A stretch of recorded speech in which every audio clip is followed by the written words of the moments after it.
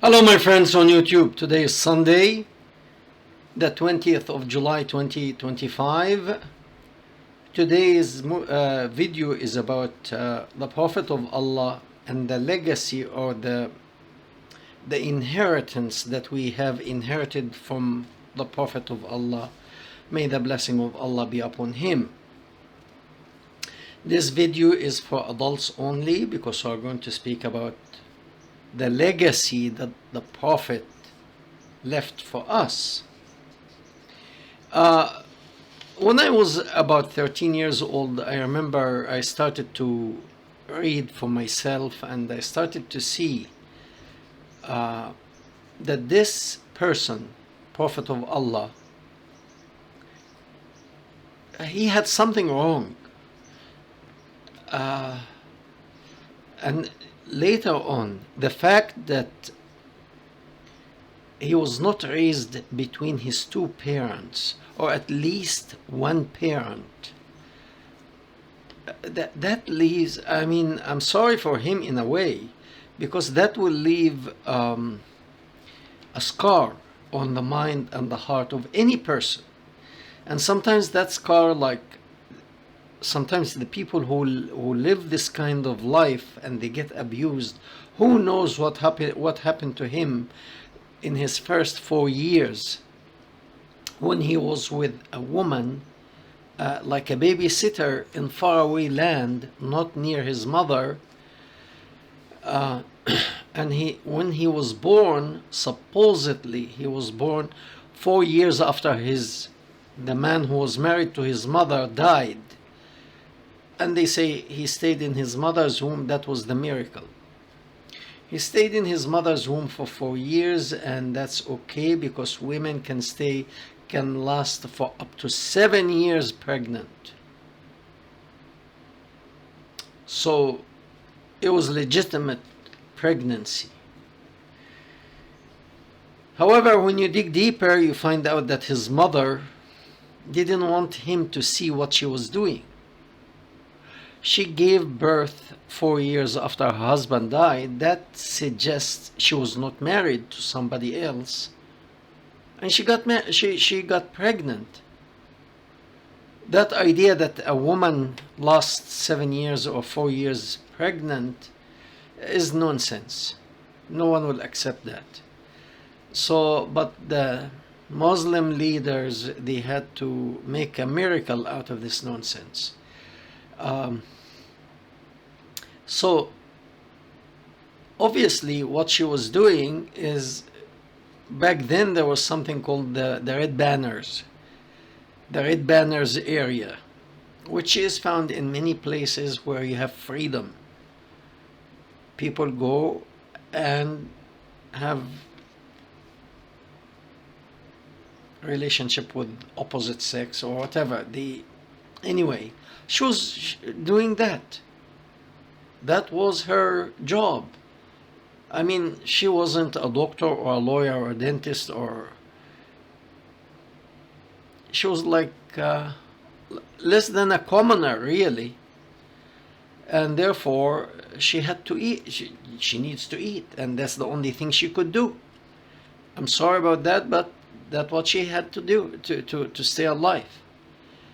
And she didn't want her son to see that.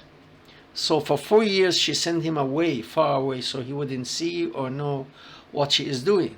However, 2 years later, the lady who was taking care of him, she brought him back to give back to his mother. And the mother said, no, take him for 2 more years.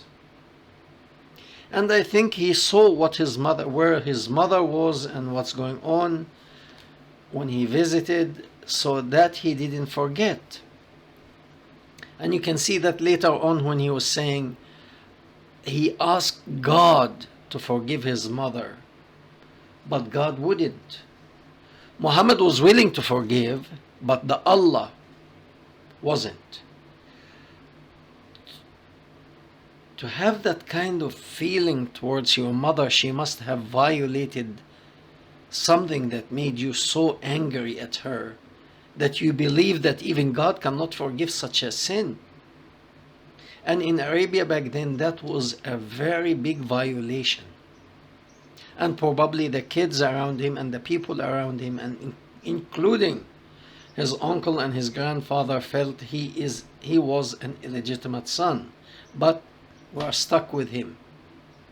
So that left deep mark on his mind, and that appears in his behavior later on when he becomes violent and he wants to conquer women in a way that was never heard of before, to allow his followers to have up to 4 wives, but he allows himself to have up to 11. The thing here, you can see the contradiction in his behavior later on, because his daughter Fatima he loved very much, okay, and his daughter she married with his nephew, his nephew Ali, the fourth caliphate. The thing here, before Ali married her, they say he was 25 years old and she was about 18. That's normal. That's average. That's okay. 25 years old man and 18 years old young lady, that's pretty good. But before his marriage to Fatima, the daughter of the Prophet of Allah, 2 people wanted to marry her. And I'm going to give some explanation here. You know, the mafia, the gangsters, let's say one group of gang, they work with cocaine. They work with drugs, whatever, cocaine or whatever drugs. And the other mafia, let's say they work with prostitution. Okay? Both of them, they do that kind of work. Or it's both illegal, but hey, they make a lot of money. So it's normal to see 2 groups of mafia until today. They get together, and how about my son marries your daughter? This group of mafia want to marry some son or daughter of the other mafia group so that they can have connection together. You know, so that they can be friends, they can assist each other, and they become more wealthy. And the same thing, that was the Prophet of Allah, he had a project to go. He changed the name from invasions to opening, futuhat. Means they are opening next door neighbor's village, they are opening Persia, they are opening Egypt, not invasion. Change the word and you get away with it. And instead of saying raping a woman, you say, oh, she is sabiya, meaning she is taken as a concubine, so we are not going to let her do the commit fornication. People take advantage of her. Let me do that with her. I take advantage of her myself, and I call her booties of war. She's mine. I do whatever I want with her. So just change the word a little bit and you can get away with everything. So the Prophet of Allah, may the blessing of Allah be upon him, he changed few things here and there to get away with what he wants. So the Prophet of Allah knows, because that's in the Quran, and I know it's taken from the Torah, that God created man and the woman. And you know what? Even God didn't say, if God did not say that, a proper family, whether you believe in God or not, it doesn't matter. A proper family, it consists of a man and a woman, a husband and a wife, to take care of the children. That's very natural. But the Prophet of Allah, he knew that very well, that God created one man, one woman. It's in the Torah. And yet, he made new rules. Now, it's open for men to have 4 wives. And he didn't stop there. Oh, you guys have 4 wives. I can have 11 plus. If any woman offer herself to me, come along, let's go to the tent. After he finish his work with her, then okay, bye bye. No marriage, no witnesses, no proper ceremony. Yeah, go to the tent. Let's do it. Because he had a lot of pressure on him. So somebody had to release the pressure. Anyway, so he allowed the Muslim each to have up to 4 wives. He took 11. And we are going to speak about that later. And not only that, other women who are interested in him also came. And if we take that formula that he put, I mean, if you Google the percentage men and women, I think the Muslim, they try to justify what he did. They tell you, because there are many men who die in wars, and therefore it is better to give more than one wife to the man. But even despite of the people who die in war, the percentage of man to woman, it's always about the same, 1-to-1. And if there's any difference, it's insignificant. And sometimes actually the men more than the women. What can you do in a case like that when men are more than women? Kill some men? Or share the wives? No. You have to find a way to adjust with ages. But there is no enough women for each man to have 4 wives. Okay, so that's nonsense. So when we look at the Torah, there are many people who violated the Torah. For example, I myself, I read the Torah. What's his name? Solomon. Solomon, he had, I can't remember exactly, 700 wives and 300 concubines, or the other way around. I mean, it is written in the very beginning of the Bible that it was one man, one woman. He decided to violate that. That is his problem. Okay? David, he committed adultery with a married woman. Do all the Jews encourage, because David committed adultery, let's all commit adultery? No. That was his problem and his mistake. And the problem of Solomon, that was his problem and his mistake. It's not in the faith. And by the same token, because I know that the Muslim will come, look what the Christian doing in the churches, they rape kids. Yes, some sick Christian leaders also commit adultery. They violate women in their congregation. They violate kids. Yes, but that's not the teaching. That has nothing to do with the teaching. Okay? But that's the problem. The Prophet of Allah made this teaching from God, that you can have 4 wives and you can have concubines. That's from God. So if God told you to do that, who can challenge that? Who can challenge that? No one. The problem that appears now is the daughter of the Prophet of Allah, may the blessing of Allah be upon him. Her name was Fatima. This young lady, when she was 18 years old, she married the 4th Caliphate, the nephew of the Prophet. His name was Ali. That's not the issue, because he was 25, she was 18. I think this is a very good age. The problem, before he married her, 2 people wanted to marry her.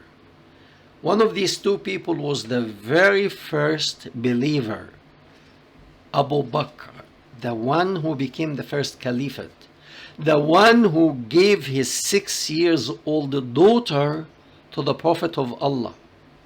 So they wanted to make bond with the Prophet so that they can do business together. So he let the Prophet marry his daughter, who was 6 years old at the time, and consummate the marriage with her when she was 9. And that was okay. And when he wanted to marry the daughter of the Prophet, whom she was, who was 18 years old, the Prophet responded, she's too young. She's too young. She was 18. He's telling the man whom he gave him his daughter at 6 that 18 years old is too young for him. You know, if the Prophet of Allah married Aisha when she was 18, even if he was 60 or 70, it wouldn't bother me because she is old enough to say no. But she was 6 and he consummated the marriage when she was 9. That's why I object to that. That's nonsense. A child in that age does not know what's going on. The parents have to protect that child, and her father gave her up to be raped. That was rape. That was rape. And then when that same man wanted to marry the daughter of the Prophet, he said, no, she's too young for you. And later on, Omar, the second caliphate, whom his daughter was married to the Prophet, he wanted to marry the daughter of the Prophet. And the Prophet said, no, she's too young for you. That means he had love for his daughter.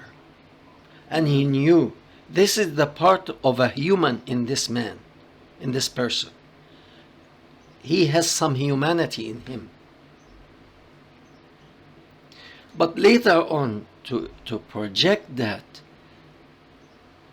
the Prophet of Allah allowed Muslim to have 4 wives. And his son-in-law, the one who married to his daughter, wanted to marry another woman.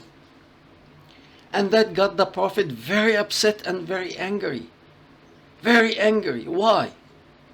You allowed Muslims, not without exception, to have 4 wives. You yourself have 11. The problem here, this is my daughter. And if you marry another woman while she is your wife, she will feel hurt.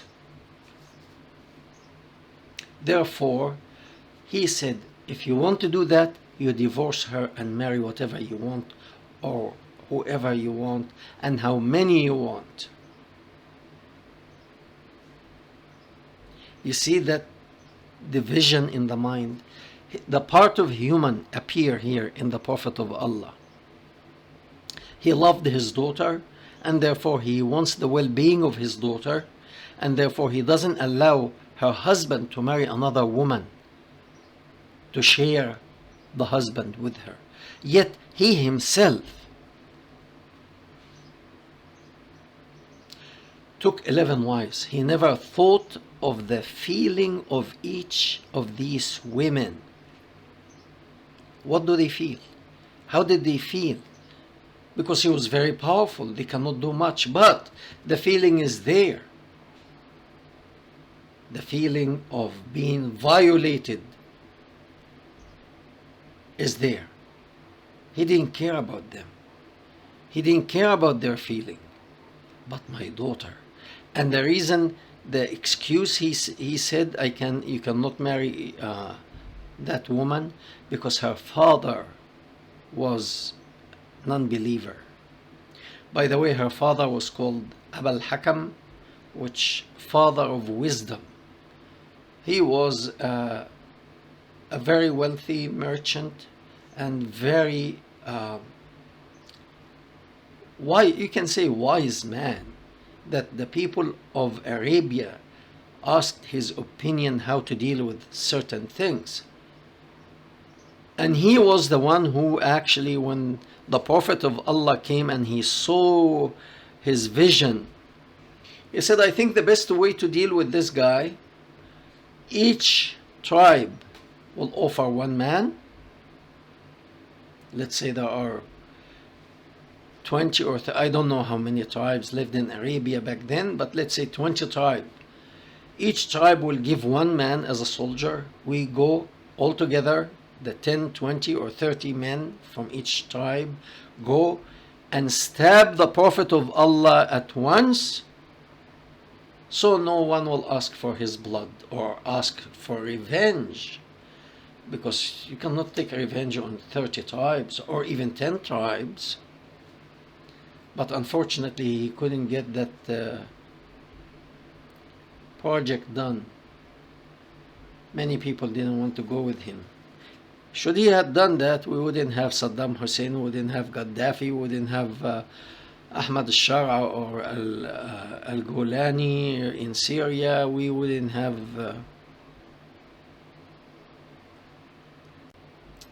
So the Prophet of Allah calls this man, instead of father of wisdom, Abu al-Hakam, to father of ignorance. And that was his game. Whoever doesn't believe in him, he will belittle them and make fun of them. Even his uncle, he calls him Abu Lahab. He has, maybe you can make a video about that.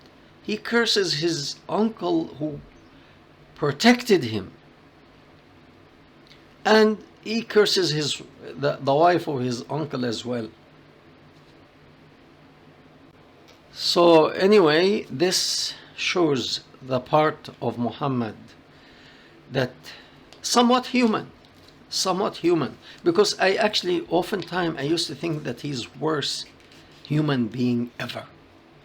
And I am, whatever study I do, I know many people are more capable and more effective than me. That's not the issue. The issue is if each can try to put whatever he or she can put to explain to the average Muslim the danger of this person, the danger of this teaching, the contradiction, the sickness. If Muslims start to think that religion or that ideology will collapse quickly, please like, share, and comment, and subscribe.